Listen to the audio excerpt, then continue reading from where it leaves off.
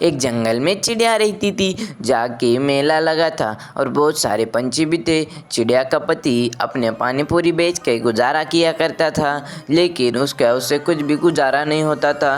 अच्छे खासे कस्टमर तो आते थे, लेकिन गुजारा नहीं होता था। चिड़िया घर पे आती है और कहती है, अरे तुमने मुझे आज तक कहीं भी नहीं लेके गए हो, अब तो मुझे मेले में लेकर चलो। फिर उसका पति कहता है, अरे नहीं नहीं, तुम अकेले जाओ मेले में, मुझे टाइम नहीं है। अरे नहीं, मैं तुम्हारे ही साथ मेले में आऊँगी, नहीं तो मुझे नहीं जाना है। तो वैसे भी तुम मुझे कभी टाइम ही नहीं देते हो, वैसे भी एक दिन पानी पूरी का ठेला नहीं लगाओगे तो क्या हो जाएगा, मुझे तुम्हारे साथ ही मेले में जाना है।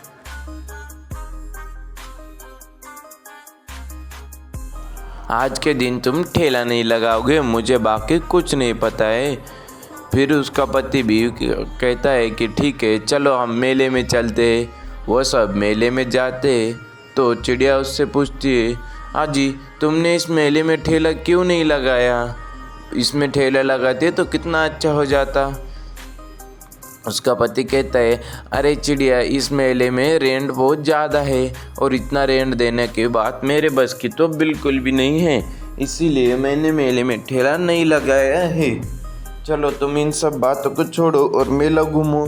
चिड़िया मेले में घूमने लगती है और बंटी कबूतर देखने लगता है कि वहाँ पर एक ठेला भी है और इस पर बहुत सारी भीड़ लगी हुई है और उसके प्राइसेस भी हाई है। तो वो उनको जाके पूछने लगता है, उसके पास जाता है और उससे कहता है, अरे भैया, ये जो आपने ठेला लगाया है इसका प्राइसेस भी बहुत ज़्यादा हाई है, ऐसा क्यों है। वो कहता है, ये बॉम्बे की पूरी फेमस पानी पूरी है और इसको कोई आज तक बीट नहीं कर पाया है। इसका आरोग्य का जो पानी है ये उसमें आता है, इसको पानी पूरी को कोई बीट नहीं कर सकता है। अरे अच्छा, ऐसा है तो 50 रुपये ले लो और एक पानी पूरी दे दो। बंटी कबूतर जैसे ही वो पानी पूरी खाता है, अरे इससे अच्छे पानी पूरी तो मैं बना लेता हूँ, ये बॉम्बे के नाम पे पक्षियों को ये पागल बना रहा है। अब तो कल से मैं भी अच्छे से पानी पूरी बेचूंगा और प्राइसेस हाई करूँगा। दूसरे दिन बंटी कबूतर भी 40 रुपया प्राइस कर देता है। कालू को आता है और, अरे बंटी, ये तुमने क्या कर दिया, पानी पूरी 40 रुपये कर दी, अब तो पहले तो 10 की थी। अरे अब तो मैंने पहले जैसे फ्लेवर्स कुछ भी नहीं थे, अब तो मैंने पानी पूरी में बहुत सारे फ्लेवर्स ऐड किए, तुम्हारे फ्लेवर्स तुम्हारे पास ही रखो।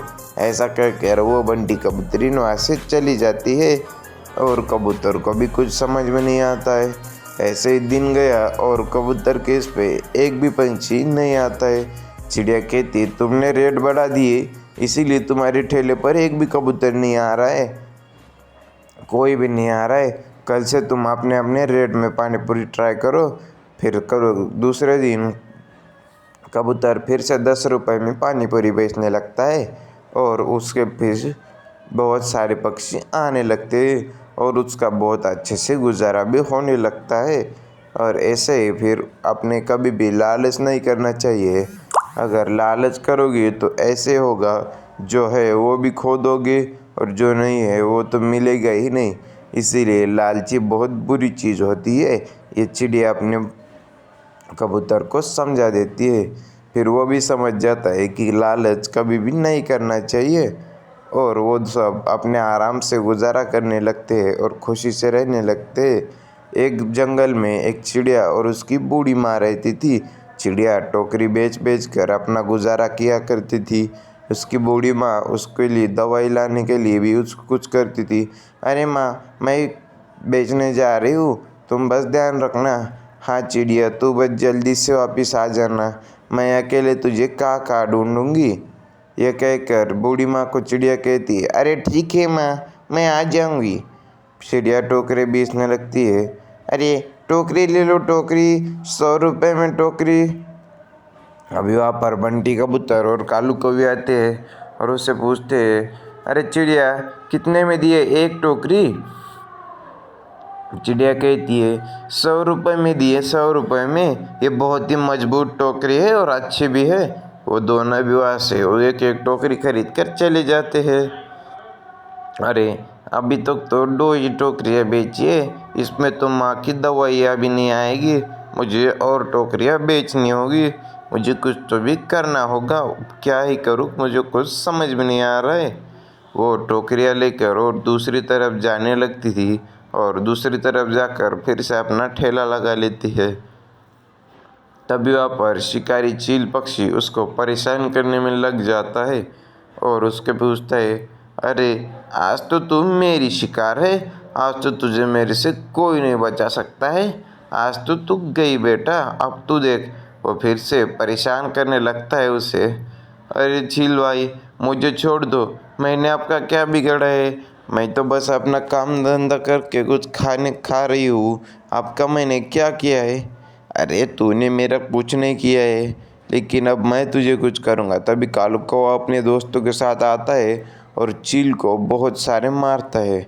चिड़िया उसको कहे, अरे धन्यवाद कालू, तुमने आज मेरी जान बचाई है। कालू कहता है, अरे चिड़िया कोई बात नहीं, तुम मेरा फ़र्ज़ बनता है और ये तुम्हारी सारी टोकरियाँ भी आज मैं खरीद लूँगा।